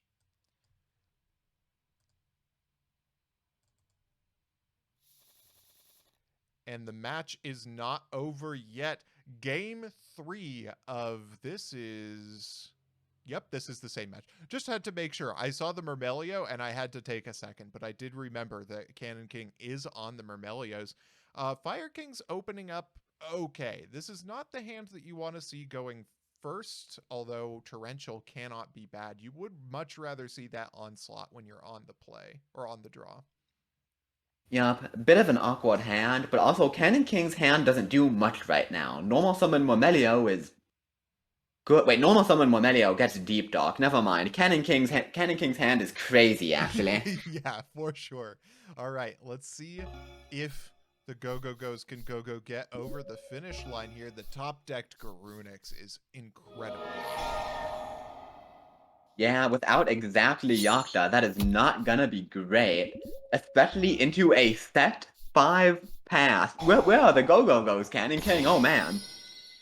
And this is especially crusty right here because we don't have a way of resolving the circle. Debunk is going to stop Barong, but we did resolve Torrential, which puts Garunix on the field. Yeah, really smart by Kalti, but oh, they get to do it again? No, they don't. Oh, MST stopping the call that would have stopped the DD Crow that will resolve stopping the Garunex, but now we're just kind of stuck with nobody having any monsters, so we're gaming. True. Oh, the Go-Go-Go Giant isn't going to do it because we do not have Golem in rotation. Tenki is going to mean that Kalti will be the first one to blink and actually put a monster on the board. And Yaksha is exactly the one you want in this position. Fortunately for Cannon King, Kalti summoning a monster lets them go into an Xyz, but through all of this back row, they're not going to be able to resolve anything. And with that Garunex just waiting to come down, this one is gonna be hard.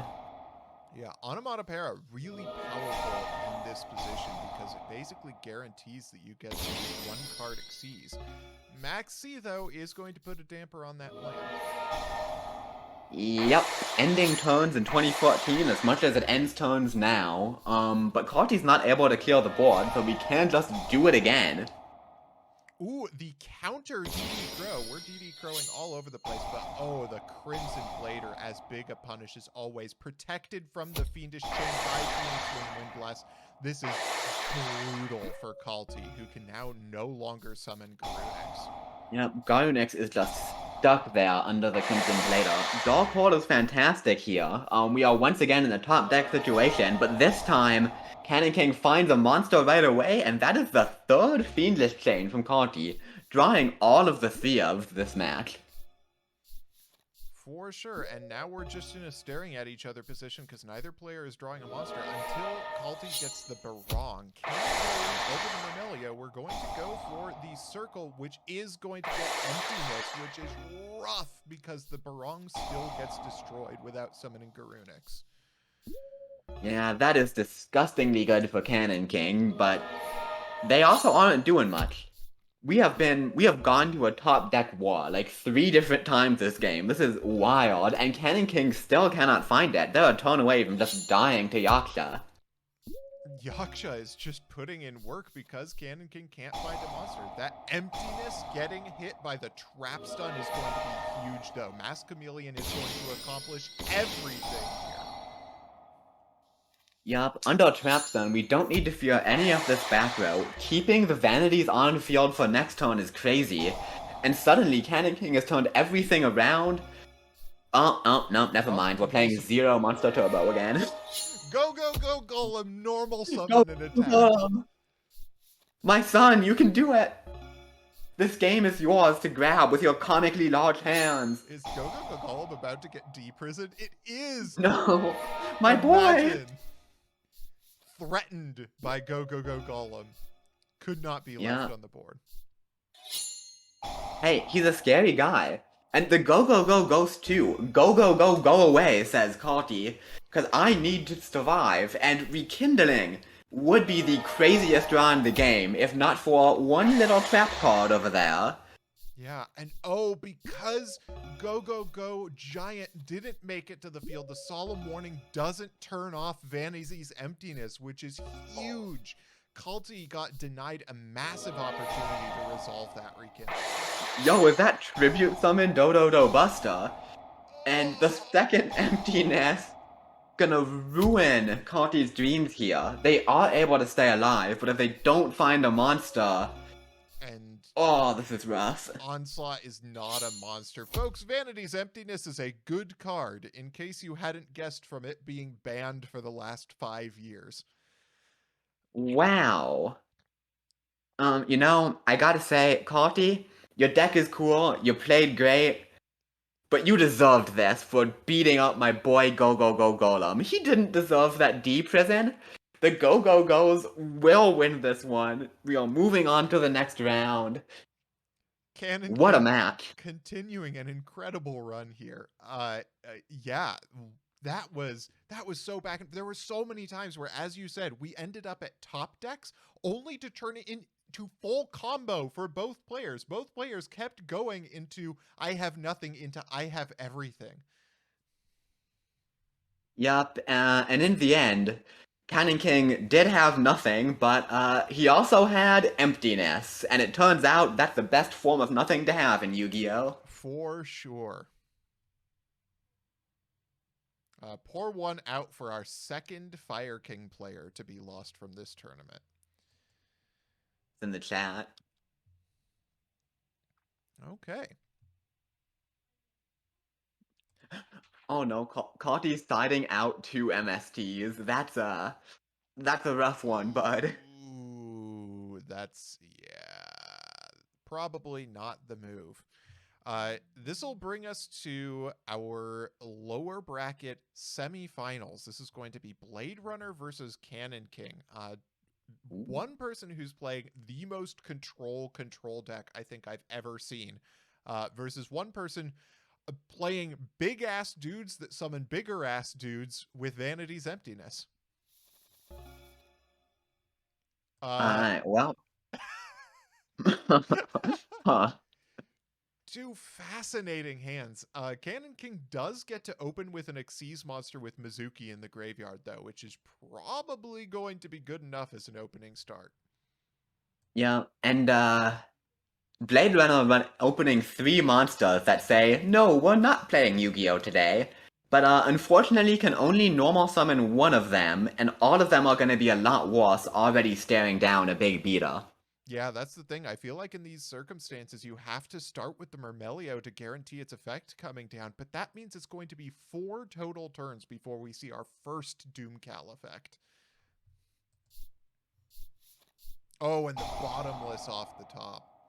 Wow, we can even pitch Mizuki as cost to get the Go Go Go Golem into rotation for a ghost later. This is just probably the best opening we've seen from Cannon King all day so far. This is gonna be a tough one for Blade Runner. For sure. I mean, Maxi isn't going to make a difference here, but everything else is. Bear gets bottomless, and once again, Blade Runner is put back yet another set of turns before getting to resolve a Doom Caliber or Murmelio. Yeah, like they're in such an awkward spot where they don't have a clean out to just like a guy with 2,300 attack points.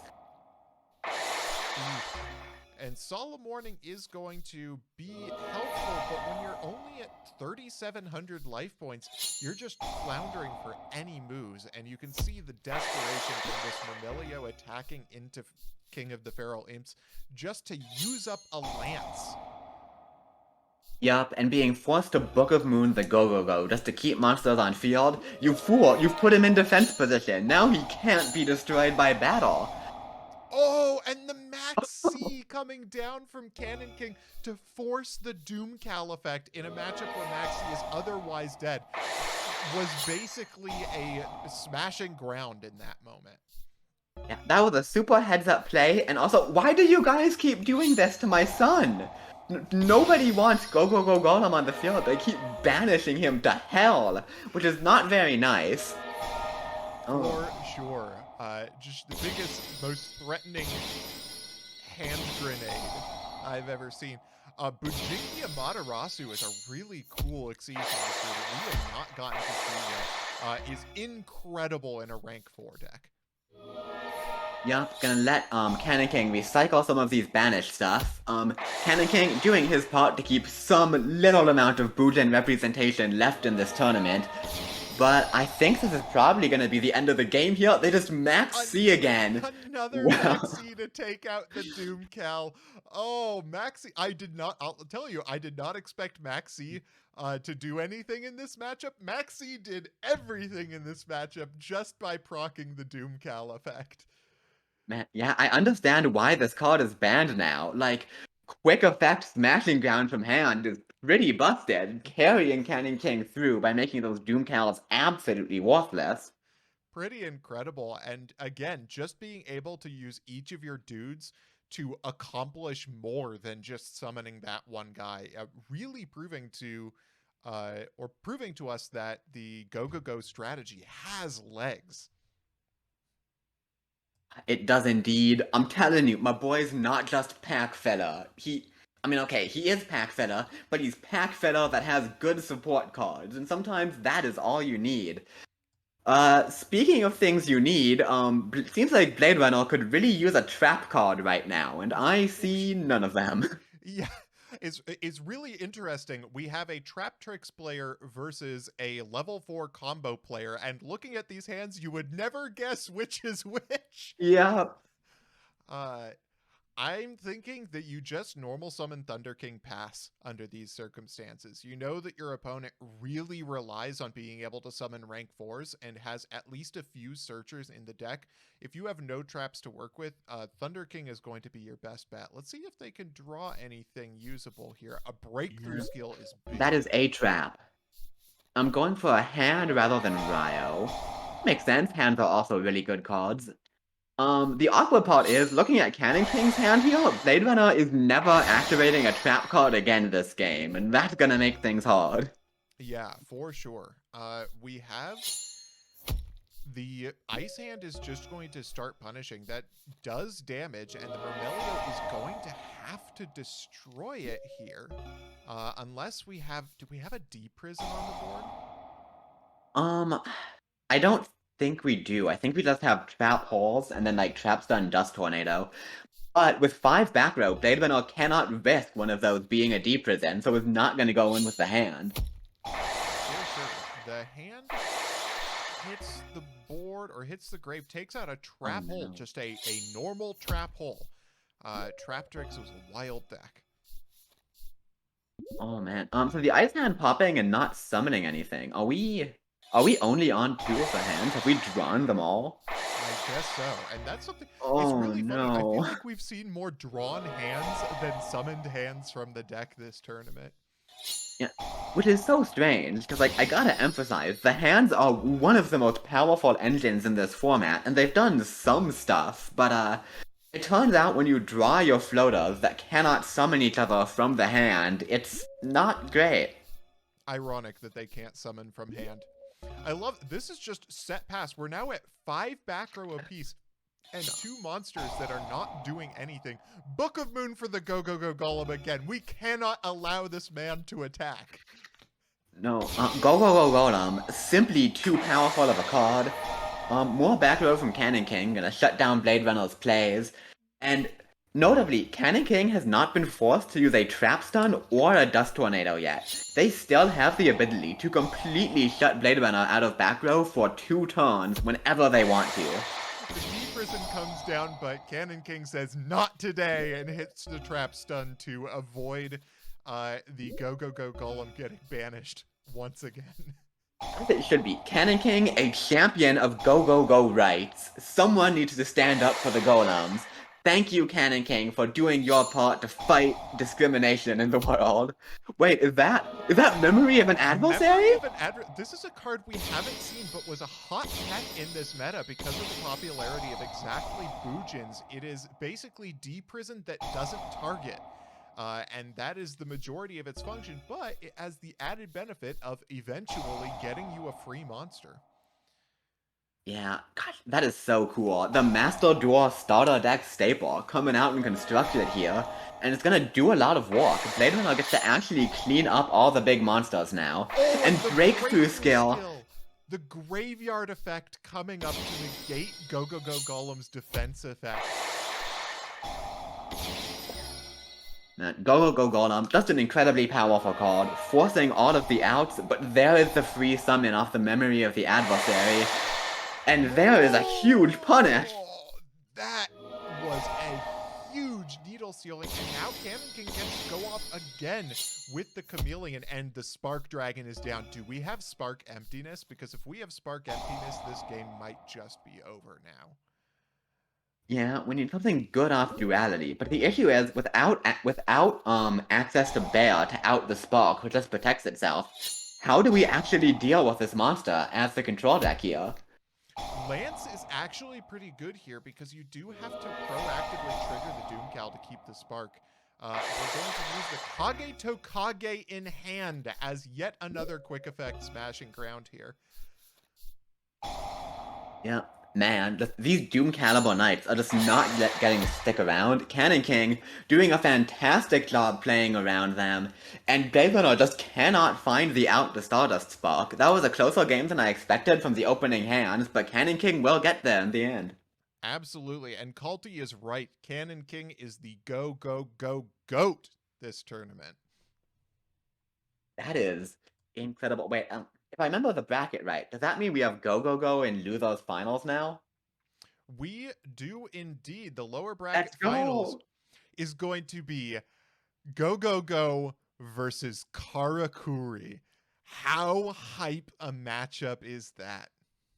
Dude, I want to just give a heartfelt thank you to everyone in the tournament who set up this matchup as a gift for me specifically. Oh man, I love both of these decks. It looks like both of them have opened pretty good hands.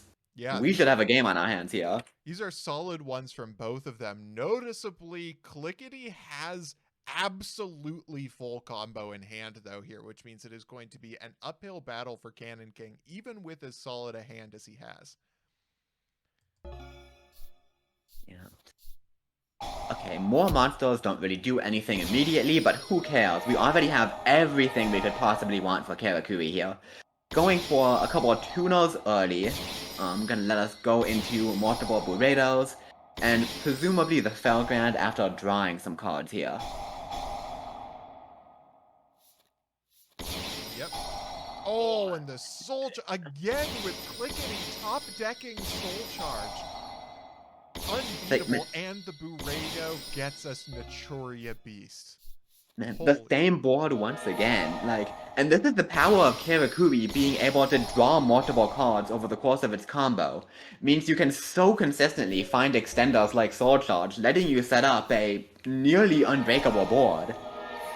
That being said, this is a little bit awkward for Clickety to get around the Exciton Knight on the field versus Felgrand, but notably, Cannon King does not have a way of stopping Felgrand from going through, and therefore the Exciton Knight isn't going to make the difference here. Down to 600 life points and 3 cards versus this entire board.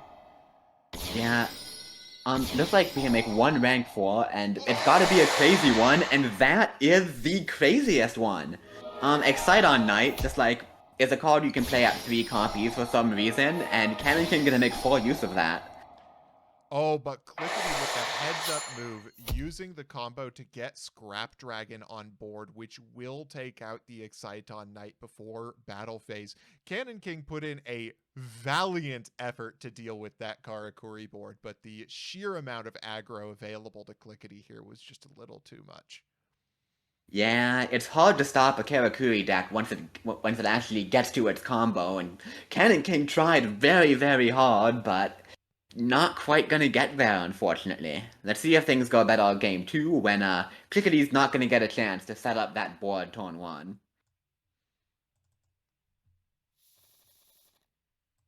All right, game 2, opening hands are looking solid, especially for Cannon King, who has every tool necessary to deal with the Karakuri combo. We have the source of 2 pieces of disruption in the Trap Tricks Trap Hole Nightmare in hand with the Murmelio to get a bottomless. We've got the Onomatopera to really start the plays going if we want to, and then the Max C to punish Clickety for trying to go off.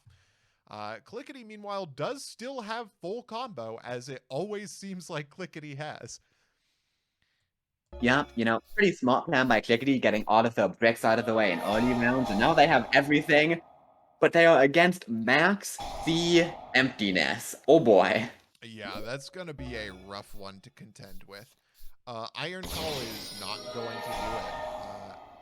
Oh, interesting. Cannon King isn't going to say we're just going to deal with his board. Cannon King says, give me the resources, give me the draws. It says we'll just summon the 101 next turn to deal with Stardust, and that's absolutely what happens. And maintains the emptiness on board with a 101 in front of it, which is going to make every bit of difference, using it to negate the Iron Call. Have Emptiness coming down now, and now as Clickety, how do you out the 101? Awkwardly for them, Karakuri monsters must attack if able, meaning they're forced to run in the Nisamu and lose their only protection. Yep, and that is just it. Even though Cannon King does provide the juicy attack target in the defense position, Go Go Go Giant, it's just not enough in the face of this board. Yep, I think as Clickety, you can maybe survive this turn. But the issue is, if any of the back row does anything, you lose. If they have any monster in hand, you lose.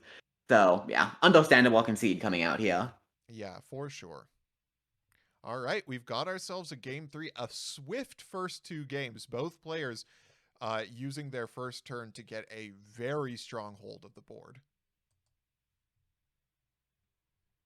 Yeah, let's see if Clickety can replicate the success going first here. Gonna hope for Cannon King. Oh, there is the best going second tool you can have against Karakuri. That is the Maxi. The Maxi is here. Clickety does have full combo, though. We'll see if that does the trick. Oh, literally everything. Literally every card in Yu-Gi-Oh! In hand here for Clickety.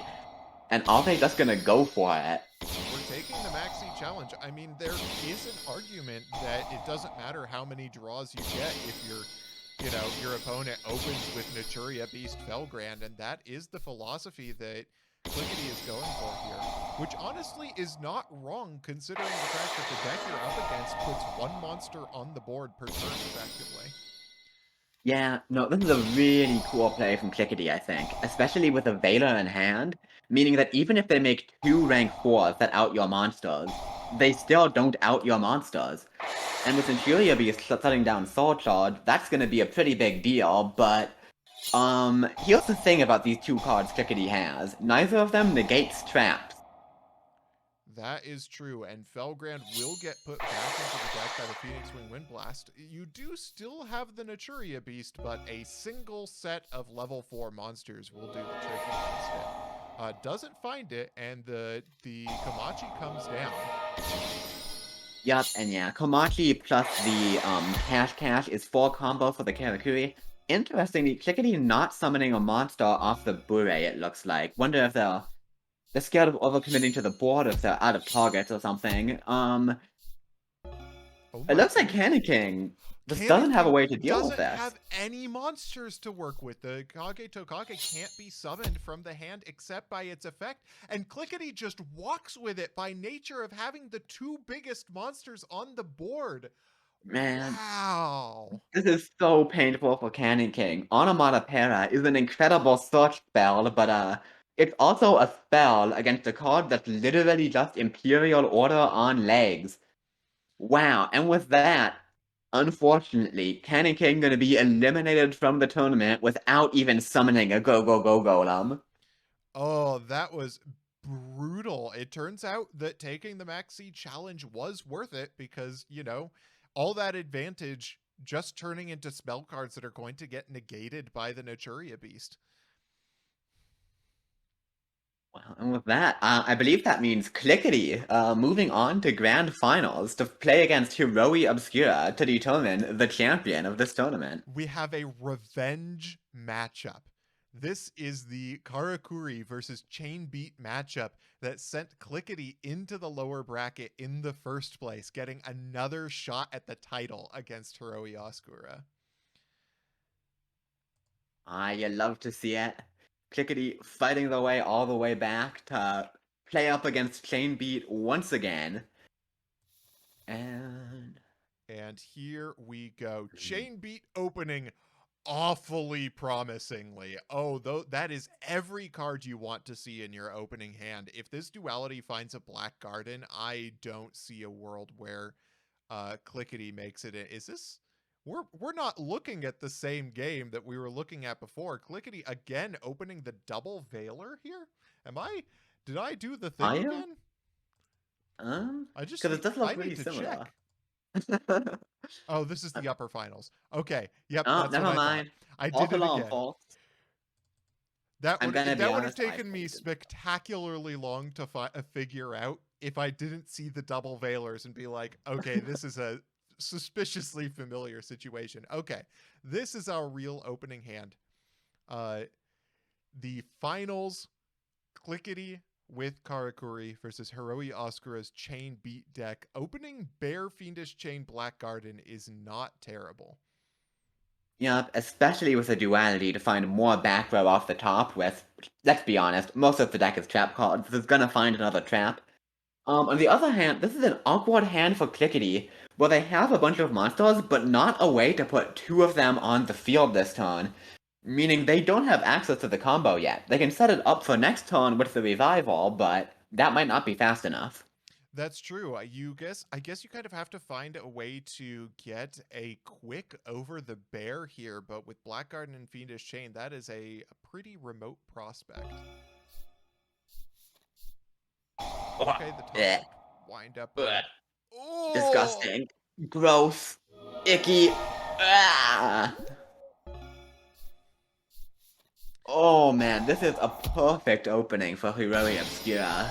Clickety, okay, that extender will get them into a synchro, but against Black Garden, what does that even do? Yeah, you're gonna summon a guy that even the mighty Steel Shogun is the same size as Wind-Up Rabbit under Black Garden. But Hiroi Yasukura has the luxury of just bottomlessing it away in the first place. Yeah, fortunately for Clickety, they do have the Reborn spells online, so they can keep going, but never mind, they can't keep going. Oh, here comes the Soul Charge. If they can find a way to force out the Wind-Up Rabbit's effect and then summon another Rose token to Hiroi's field, we might be able to stop Hiroi from getting that Wind-Up Rabbit back, which is a crucial thing to accomplish against Chain Beat. Yeah, let's see if they can do it here. Okay, going into the Bure does do it, forcing the wind-up rabbit into defense position. Means that we do have a way to beat over it, and then we can synchro after. Going for the Felgrand. Oh, Felgrand is going to stop itself from getting hit by Black Garden. Summoning the Stardust in defense is interesting here. I might have been more inclined to go for a Scrap Dragon, but Stardust is really powerful when you're protecting a 2,800 dude. Yup, Felground dodging the Black Garden, is not the play we saw, but is a very smart way to play it. Chainbeat really relies on Black Garden reducing the size of opponents' monsters to a more manageable amount, but Clickety will not allow that to happen. Yeah, we're going to go for the Desynchro, and there's the Scrap Dragon. And now, there we go. The Wind-Up Rabbit can no longer come back to the field. If we want, we're not going to just pass here. Deep Prison is going to make Felgrand use its last material, but that's all it's going to do. If you're trading your Felgrand's last activation for a Deep Prison, you are so happy. Oh, that is such a good draw. That is an incredible draw for Hiroi. Finally finding the one thing that outs a 2800 vanilla. It's just a dinky rodent. Just the Grand Mold does everything for Hiroi Yasukura here. Yep, and okay, so we can fill the board here. That's not doing a ton because Clickety didn't have a monster coming back anyway. But now we're stuck with the problem of we have... Oh, I was gonna say we have an awkward board state, but now Dark Horror forces Clickety to make the impossible choice of let your Stardust die and lose to a normal summon, or use the Stardust effect and lose to the tokens. Lose to the army of Rose tokens. Wow. What can I say? Chain Beat doing Chain Beat things. Honestly, that was a much closer match than I was expecting from the opening hands. Clickety doing some super heads-up plays to keep the game close, but in the end, Shane beat Hiroi Obscura, and his entire bouquet of roses will pull out the win. All right, but you know the game 2, Clickety's going to have something in the back pocket because Clickety is going first, and there is nothing Chain Beat can do to interact with a Karakuri player going first, and that looks like full combo to me. Oh, there isn't a tuner in play. Yeah, I was gonna say, we can't get into much here. If we can instant fusion for a machine, we can make like a Gear Gigant X, which is pretty good, but that's not Felground Nat Beast good. That's true. It is all going to come down to this first draw. What is it going to be? A Solar Windjammer isn't what you needed here. Oh, that is rough for Clickety. Yeah, this is not a good spot to be in, and there is the Black Garden. We can normal summon Ryo, then activate Black Garden. How do you out-vest? That combo is so strong. Clickety is going to do his level unfortunately, Hiroi has not read Kirakuri monsters, it appears, which is, no shame, Hiroi. I played this deck a long time, nobody reads them. Nanishi will stay alive this turn, which is good, especially when we can out the garden, but Ryo is also a card. We're gonna just keep going for Burritos until one of them sticks, I guess. Oh, the compulsory escape device. But We have the merchant off of the Burrito, and we still have the instant fusion, which means we get yet another Burrito. That's going to put a merchant on the board and a merchant in attack position. Does that change its battle position still? Um, Fascinating that we don't get the Burritos effect there. yeah, I guess because I think it might say a face-up Karakuri monster, I'm not sure. Either way, super heads up from Hiroi here, denying the draw, and then leaving the Burrito face up to die to Deep Prison, and yo! Is this Gage going for Redox Pass? No, not quite. But the Dragon Ruler in play is a big deal, because Grand Maul in an open game state, if you only have a normal summon, is crazy. But Redox does beat it. That's true, and now Redox is just Monster Reborn with a number of successfully summoned Karakuri synchros in the grave, if I remember correctly. Yeah, I think we see a small misplay here from Hiroi. Redox was going back to hand at the end of the turn anyway. They could have left the Grand Maul on board to save a bit of life points. Not sure it's gonna matter a ton, but having that extra monster on board might have been pretty nice. Yeah, for sure. Here comes Redox again, proccing the Black Garden. Yeah, oh man, the Royal Decree is rough. A I good don't one. think it gives Clickety that much they wouldn't have already had. I don't think Compulse Escape Device was going to do it there, but it does mean that Clickety has more board presence than I think Hiroi Oscar actually. Yeah, they're able to force the set monster into attack position, and they're gonna see what it is, which is good. Hilariously, Clickety does now have the freedom to Scrap Dragon pop the Royal Decree to pop that Garden, because they have a second decree anyway. Who cares? You're still not activating traps. That's true. Grand Mole, however, will deal with the Scrap Dragon. We're into effectively a top deck situation where Hiroi Oscura is in the top deck lead. Yeah, and that is one of the best top decks you could find. Not into a Fiendish Chain though. Oh, never mind, there's a decree. Inashichi is just Stratos. Oh, and this is probably going to do it. Unless Hiroi Oscura finds a dark hole exactly, there is nothing to be done. Yeah, we can normal Grand Mole. And hilariously, does not use Grand Mole effect, just beat over a dude. Don't get to see that very often, but with Redox, we should be able to summon 2 monsters, and that is all we need to do in this game state. Yep. Or, I guess not if one of the monsters has 400 attack points. Interesting. Okay. Solemn Warning is going to be huge here for Hiroi Oscura. Now you cannot stick the quick. Solemn Warning would be a much better card if they had more than 1100 life points, unfortunately. Oh, that's a good point. Yeah, the fact that they can't pay for it means that there's nothing they can do. Grand Maul is doing his best, but he can only out one monster, and this time Clickety found some attack points to put on board. Grand Mole really needs to visit a chiropractor after doing so much work to carry that game on his back. But unfortunately, just being able to summon more than one dude every turn is enough for Clickety to get through that one. Yeah, and man, Game 3 of the Grand Finals, this has been an absolutely crazy one so far. It has been Man. nuts. Okay, let's see what does it.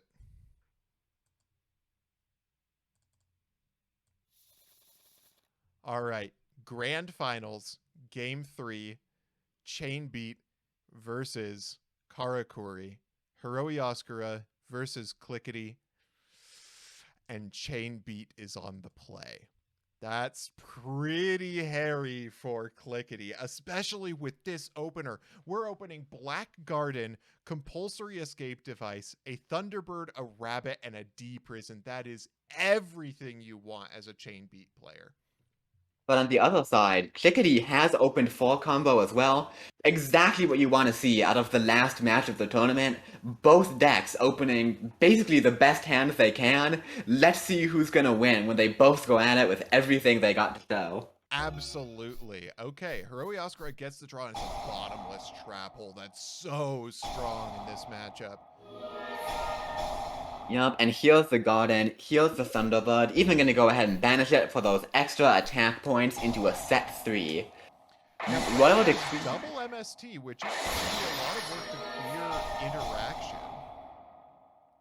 Yeah, but the escape device. Fortunately for Clickety, they do have a second non-tuner, and it is a darn good one, giving them an extra search into a Nat Beast that gets banished, and, where'd all the cards go? I swear this board was full 30 seconds ago. It's full again for Oscura. You just cannot keep chain beat monsters off the field. But, oh, that is an incredible top deck by Clickety. Oh, man. Royal Decree into Iron Call.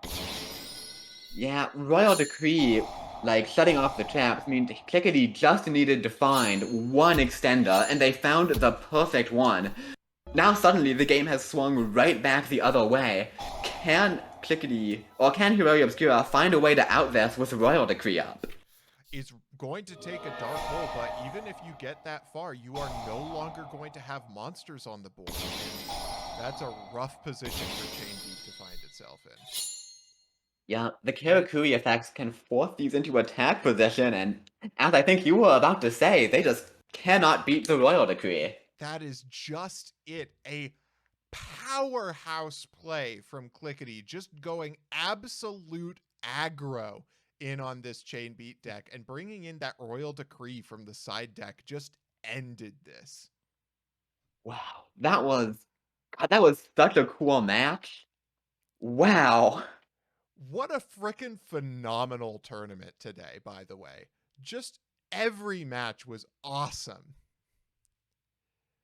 God, this has been so incredibly good. Huge congratulations for Clickety taking it home with Karakuri of all things. You know, I was a little unhappy you knocked out Go Go Go Golem earlier, but if another deck had to win the tournament, I couldn't think of a better deck to win than this one.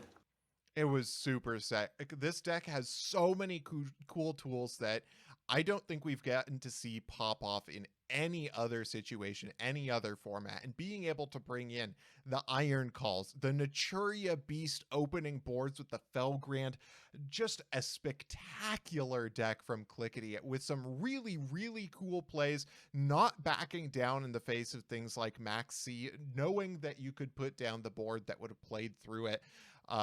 Just an incredible run from Clickety. Yeah, Clickety, I will happily pass the title of Arch Chronomancer on to you for this month. That was super well played, and you know what? Shout out to Hiroi Oscura too. Played this match very well and almost managed to get there with the chain beat, but in the end, Karakuri is just too fast. Yeah, so thank you everybody who participated in this month's Time Wizards of Tomorrow. This one was a banger. Soulfire format, one for the ages. I'm definitely keeping this one around every deck I've seen. Chain Beat is in here. The Dragon Rulers were all super cool. Bujin exists. And the Karakuri deck that took it all. I'm looking forward to drawing a Burrito for you, Clickety. Thank you all for showing up today, and that is that. And thank you to Sophie. Thank you, Sophie, for showing up and helping me out with this commentary. It's been a joy to commentate this tournament with you. Yeah, I mean, thanks for having me. This is a ton of fun. Like, I mean, I asked if I could join, like, at the very end, and you were like, I don't think it's gonna work with 17 people. And I was like, oh, okay, I'll just watch. And then, RJ hits me with the, hey, you wanna commentate it? And you know what? Turns out I did. This was an absolute blast. It turns out both of us being League esports fans was good for something eventually. Yeah, listen, it turns out if you watch people talk about a video game long enough, you eventually absorb some talking skills through osmosis. It's true. Okay, well, thank you for everybody who participated and everybody in the audience. This has been a banger of a tournament, and I cannot wait for next month.